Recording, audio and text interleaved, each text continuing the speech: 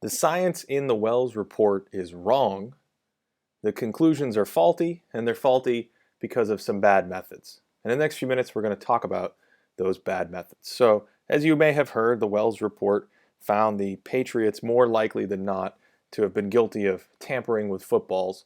And in it, they look at the halftime measurement of the footballs and conclude that it's unlikely, it's quote unquote statistically significant that the balls were different and therefore they must have been tampered with. That's the basis of the conclusion. But that basis was rooted in something that was fundamentally incorrect. And I'm going to explain that in this video. So here's what we're talking about. The PSI of the footballs is set in the pregame.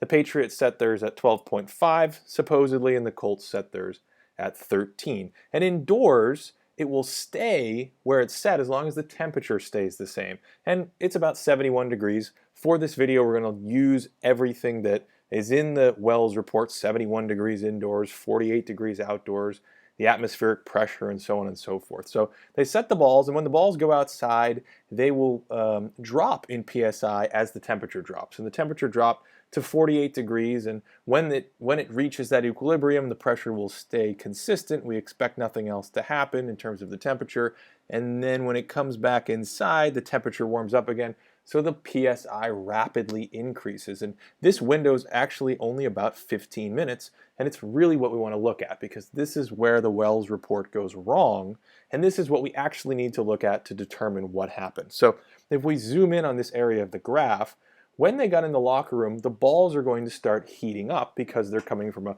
48-degree environment into an indoor environment that's around 70 degrees. The first thing the officials do when they get into the locker room is they set up their procedure. They're going to measure the balls. And they first measure the Patriots balls. That's critical. We'll talk about why in a second. Then they either measure the Colts balls or reinflate the Patriots balls.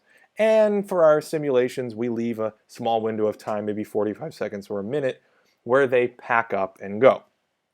So we can actually get really granular and start to look at what's going to happen to the Colts balls and to the Patriots balls, depending on where they're measured indoors. For the Colts balls, we know they reportedly were 13.0 PSI in the pregame, and that puts us right at 11.8 PSI using the ideal gas law when they come off the field. The Colts balls are quote unquote dry, although in reality there could have been a few sprinkles or a little water, but the report is that these balls were protected, and the Patriots balls were out on the field. The Patriots had possession of the ball at the end of the first half, so their balls were wet and reportedly not protected in a bag. So the Patriots have wet balls that were set to 12.5 PSI in the pregame, and we'd expect a ball like that to heat up. Now, in a note on wetness, for these experiments, we used what Exponent used, and Exponent found that there was a very small impact of spraying the ball wet, maybe 0.1 upwards to 0.2 psi, although there are people out there who claim wetness can have a much larger factor. For the purpose of this video and this demonstration, we only need a very small effect. So when we do that, we can say, well, what happens if the Patriots ball was actually measured at, say, 3 minutes? And then we can look and see what is the difference between the Patriot ball and what we'd expect. In this case, it's slightly above. Well, if we measure the next ball, it could come in slightly below, and the next ball's below, and so on and so forth. And we can start measuring balls as they were measured throughout the period to see what the difference is between where they should be based on physics, based on naturally occurring factors, and what we find. And that gives us some range of the Patriots balls. And of course, we can do the same thing for the Colts balls. And you see that the Colts balls are all slightly below what we would expect if they were indeed measured at the 10.5 minute mark or whatever this particular simulation, this visualization is showing.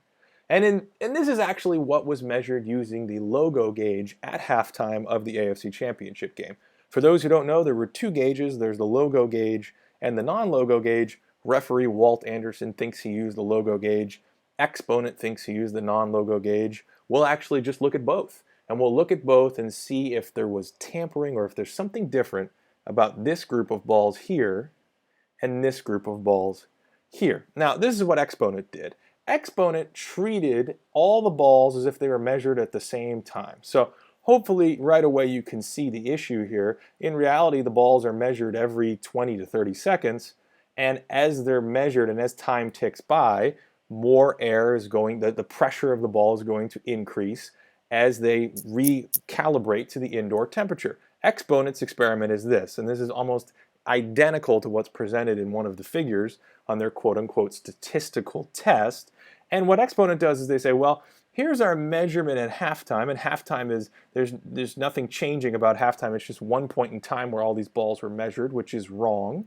And we compare that to where they were ticked at the pregame, which was 13 psi for the Colts and 12.5 psi for the Patriots. And if we measure the difference between these balls in 13 and these balls in 12.5, well, lo and behold, the Patriots balls look significantly more deflated. Their PSI is much lower relative to the pregame than the Colts balls. Well, that's statistically significant. That suggests something was wrong. The only problem with that, of course, is that these balls weren't measured at the same time, and this method is completely biased toward the team that was measured later in the locker room period. At the beginning of the locker room period, the balls are closer to an outdoor temperature, PSI.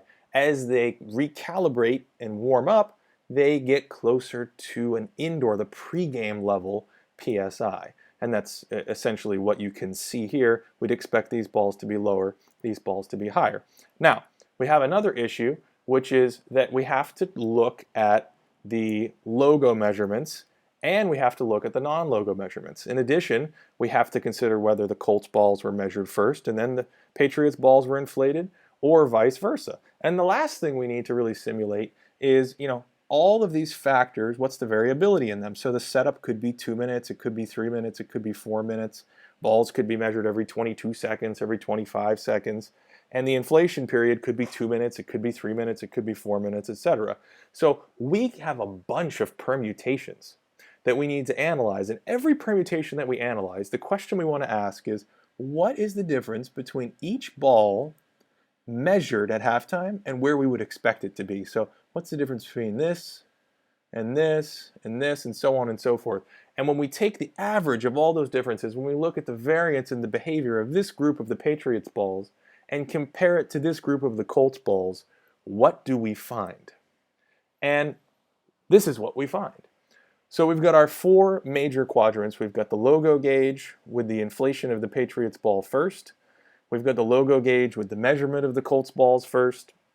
And the exact same thing with the non-logo gauge. Well, let's start with the logo gauge. Using the logo gauge readings, what we find is that across the different ranges of time, across the different permutations we can measure, the best case scenario for the Patriots is that their balls are actually 0.1 psi higher than the Colts balls relative to what we'd expect. And the worst case scenario is that they're about 0.1 psi below what we'd expect. That means that if the Colts balls are on average about 12.7 and we'd expect them to be 12.8, that the Patriots balls are, another 0.1 psi below that. So the Patriots balls could have been expected to be 11.8 and they were really 11.6. Now the average of all those scenarios is a dead even heat. There's almost no difference whatsoever, and of course no statistical significance in terms of those groups being different. The second group, still with the logo gauge, is if the Patriots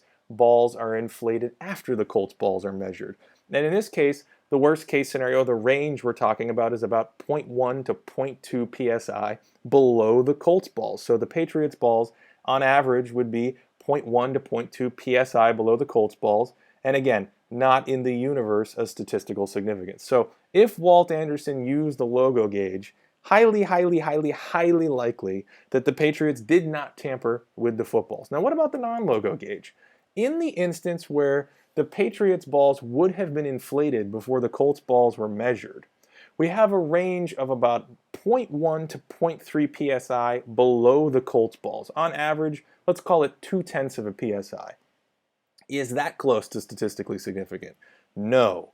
So finally, we've got the worst case scenario, the non-logo gauge, where the Patriots balls are inflated after the Colts balls are measured. And in this case, we finally have a range that is, approaching some kind of statistical significance, but still not quite there. Roughly 1/3 of a pound of PSI, 0.35 PSI on average across these permutations, is different between the Patriots balls and the Colts balls. Is it statistically significant? No. In science, we consider statistical significance 0.05 for our p-value. This isn't there.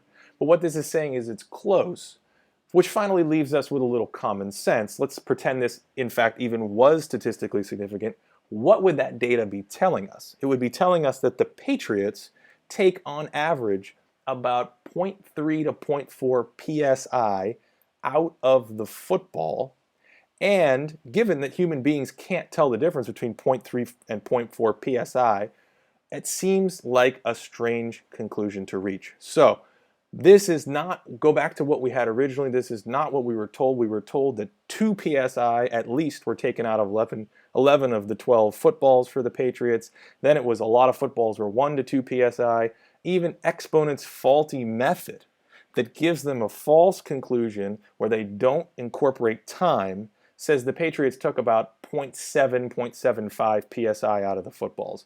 The worst case scenario for the Patriots, again not statistically significant, is that maybe 1/3 of a pound of pressure is missing from their footballs.